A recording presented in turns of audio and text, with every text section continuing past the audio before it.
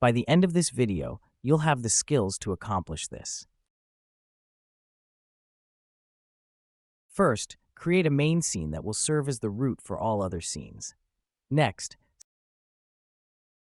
set up a tile map scene and design the map. I added 2 layers, a grass layer, where the player can walk, and a fence layer, marking non-walkable areas. For this small map, I manually drew the tiles, but for larger maps, you can use bit masking for efficiency. I will fast forward the drawing part because it's time-consuming and not the focus of this tutorial. We will create a player scene using a character body 2D as the base, add a collision shape 2D for collision handling, and include an animated sprite 2D for visual representation. We'll skip setting up the animations for now.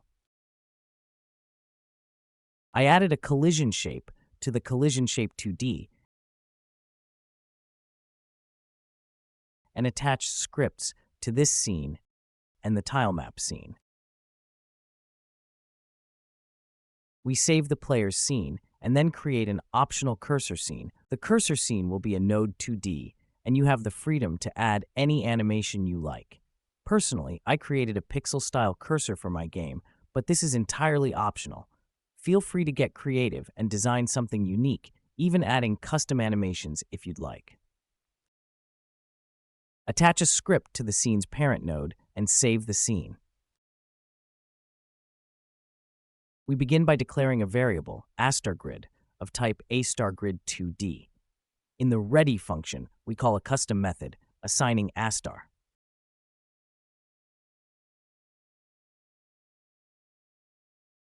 Inside this method, we first retrieve the rectangle of used cells in the tile map using getUsedRect and store it in usedRect. Next, we create a new AStarGrid2D object and assign its region to usedRect. We then set the grid's cell size to match the tile size and configure it to disallow diagonal movement by setting the diagonal mode to AStarGrid2D.diagonalModeNever. After that, we call AStarGrid.update to refresh the grid. In this part, we'll define where the player can or cannot walk by creating a custom layer in the tile map called walkable and setting its type to Boolean. Then, open the tile set, click Paint, select Custom Layers, and choose the walkable layer. Finally, enable the walkable option and mark the tiles where the player can walk. Now we loop through all the cells in the used rectangle by iterating over its width and height. For each cell, we calculate its position relative to the rectangle's starting point.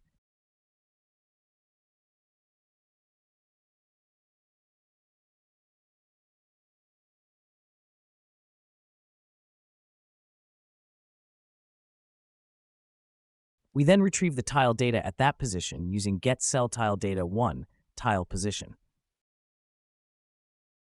If the tile data is null, we skip that cell. However, if the tile data exists and has a custom walkable property set to false, we mark that point as solid in the AStarGrid using AStarGrid.setPointSolid tile position. This informs the AStarGrid where the player can and cannot walk.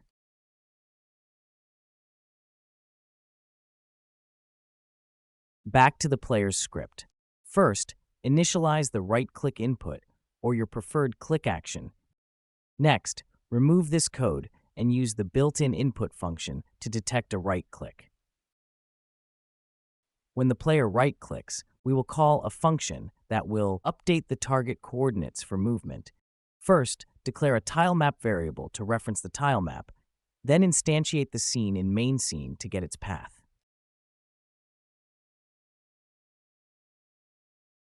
In the ready function, we use getParent, getNodeTileMap, to retrieve the tile map node from the scene, assigning it to tile map. We then initialize AStar with the AStarGrid from the tile map.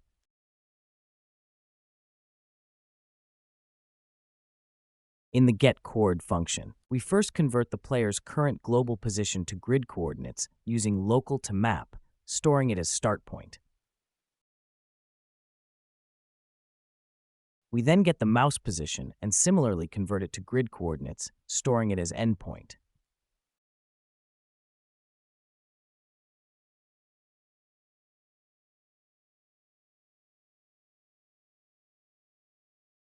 First, we create an array variable, current path ID, which will store vector2i data provided by the AStar function getIdPath. This function takes two parameters, the start point and end point, and returns an ordered array of coordinates, where the first index is the start position and the last is the target. To avoid moving to the start position again, we remove the first index with slice function. Then we move the player through each element in the array, achieving the desired movement.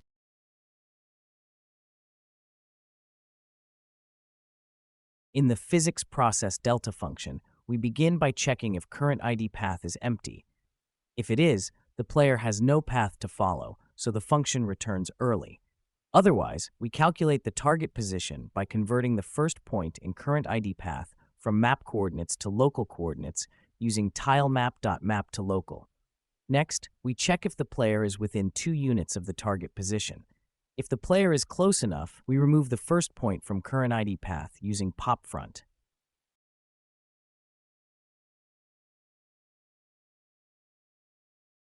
If this makes the path empty, we return. Otherwise, we update the target position to the next point. We then call the movePlayer function with two parameters, target position and delta. In this function, we calculate the direction toward the target by normalizing the vector difference, target as global position. This ensures the player moves in the correct direction. We update the player's global position by adding this direction, scaled by speed and delta, to control the speed of movement. Finally, we call move and slide to apply the movement.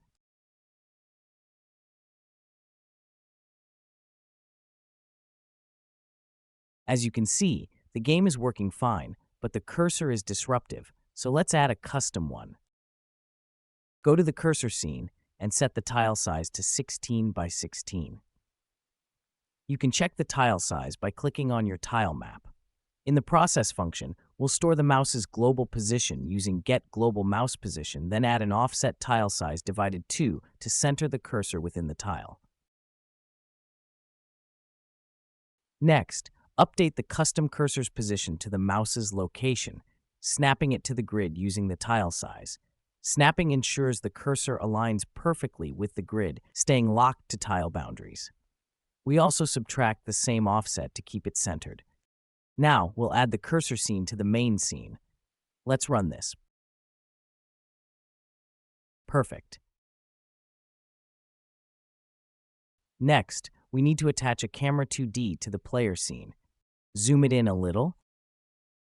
Additionally, to improve visual quality, adjust the texture filter to nearest for a crisp, pixel-perfect look. Nice. Here's how it looks now after adding animations to both the cursor and the player.